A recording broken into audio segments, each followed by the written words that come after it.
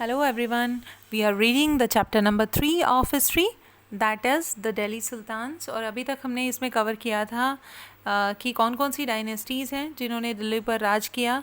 उसके बाद हमने पढ़ा था जो राइटर हैं तावारिक के वो कौन होते हैं, ऑथर्स कौन होते हैं तावारिक के. और उसके बाद हमने रीड किया था कि हिंटरलैंड क्या होता है, गैरिसन टाउन क्या होता है. तो हिंटरलैंड जो है एडजसेंट एरिया होता है शहर का, शहर से लगता एरिया जिसमें काफ़ी सारी ट्रेड से रिलेटेड और गुड्स और सर्विसेज से रिलेटेड एक्टिविटीज़ होती हैं, उसको हम हिंटरलैंड बोलते हैं. उसके बाद है गैरिसन टाउन जो फोर्टिफाइड सिटी होती है, यानी जिसमें किले होते हैं, बिल्डिंग्स होती हैं, सोल्जर्स होते हैं, उसको हम गैरिसन टाउन बोलते हैं. तो let's read further. The first set of campaigns along the internal frontier of the Sultanate aimed at consolidating the hinterlands of the garrison towns. During these campaigns, forests were cleared in the Ganga, Yamuna, Doab, and hunter-gatherers and pastoralists expelled from their habitat. तो internal frontier क्या होते हैं? Internal frontier यानी वो area, जितना area सल्तनत cover करती है उस पूरे एरिया को हम इंटरनल फ्रंटियर बोलेंगे. तो इंटरनल फ्रंटियर में किस तरह से वो अपना एरिया इंक्रीज़ कर रहे थे, क्योंकि पहले बहुत सारे फॉरेस्ट एरियाज़ होते थे, तो फॉरेस्ट एरियाज़ को क्लियर करके वहाँ पर जो है किसानों को बसाया गया और उनको वहाँ पर खेती करवाई गई. वहाँ से जितने भी हंटर गैदरर्स थे या जितने भी ट्राइबल पीपल थे उनको वहाँ से हटाया गया. तो वही हम पढ़ रहे हैं कि गंगा यमुना के दोआब क्षेत्र में ये सब हुआ और hunter gatherers and pastoralist expelled from their habitat, उनको हटा दिया गया. And these lands were given to the peasants and agriculture was encourage. तो ये जो लैंड है इसको दे दी गई पीजेंट्स को और यहाँ पर एग्रीकल्चर को इनकरेज किया गया. New fortresses, garrison town and towns were established to protect trade routes and to promote the regional trade. यहाँ पर नए नए जो टाउन्स जो हैं बसाए गए जंगलों को साफ़ करके और बहुत सारे ट्रेड रूट्स बनाए गए, रास्ते बनाए गए जिससे कि व्यापार ज़्यादा से ज़्यादा हो. The second expansion occurred along the external frontier of the sultanat. Military expenditure into the southern India started during the region of Alauddin Khalji. तो अलाउद्दीन खलजी के राज में सेकंड एक्सपेंशन हुआ. वो एक्सपेंशन जो था गैरिसन टाउन के बाहर था, यानी जो एक्सटर्नल फ्रंटियर यानी जो एरिया नहीं आता सल्तनत के अंडर, तो वहाँ पर जो है मिलिट्री एक्सपेडिशन करके सैनिकों से चढ़ाई करके उस एरिया को अपने राज्य में मिलाने का जो कैंपेन था वो शुरू हुआ. और ये सबसे पहले शुरू किया अलाउद्दीन खलजी ने. And cumulated with the Mohammad Tughlaq, और मोहम्मद तुगलक तक ये चलता रहा.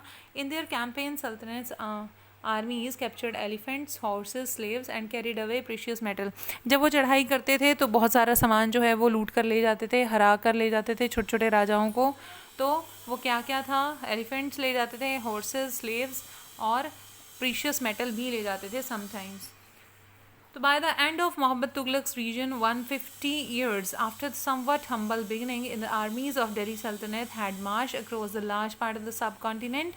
They had defeated rival armies and seized cities. तो अगर हम मोहम्मद तुगलक के रीजन का जब एंड हुआ तो तब जो है बहुत सारी सिटीज़ को उन्होंने सब कॉन्टिनेंट की अपने में मिला लिया था. They had defeated rival armies, उन्होंने दुश्मन की आर्मीज़ को हराया और काफ़ी सारी चीज़ें जो है वो सीज़ कर ली. The sultanat collected taxes from the peasantry and dispensed justice in the realm. But how complete and effective was its control over such a vast territory. लेकिन क्या आसान था इतनी बड़ी टेरिटरी पर अपना अधिकार जमा पाना, जबकि कोई ज़्यादा कम्युनिकेशन के ज़रिए नहीं थे, कोई ज़्यादा ट्रांसपोर्ट के ज़रिए नहीं थे, रास्ते अच्छे नहीं थे. तो क्या ऐसे में इतनी बड़ी टेरिटरी को कैप्चर कर पाना और उसको कंट्रोल कर पाना आसान था? तो ये पूरा एरिया आप देख पा रहे हैं, दिल्ली से लेकर नीचे साउथ इंडिया तक चला गया है. तो ये सारे के सारे अलग अलग डेट्स में कैप्चर किए गए और कैंपेन्स लगाए गए सैनिकों के यहाँ पे. तो इतने बड़े एरिया को उस समय कंट्रोल करना इट्स अ डिफ़िकल्ट टास्क. और ये जो है आपको मोज़ैक की पिक्चर दिखाई गई है. दैट मीन्स के जो भी रूलर आता था वो अपने धर्म का प्रचार करता था, यानी अपने ही रिलीजन से रिलेटेड जो है वो बिल्डिंग्स बनवाता था. मोहम्मदन रूलर्स जब इंडिया में आए तो उन्होंने भी बहुत सारी मस्जिदों का निर्माण करवाया भारत में. तो यही कुछ एक इनके जो आर्किटेक्चर फीचर्स हैं वो दिख रहे हैं हमें, जो मस्जिदें हैं उस टाइम की वो हमें नज़र आ रही हैं।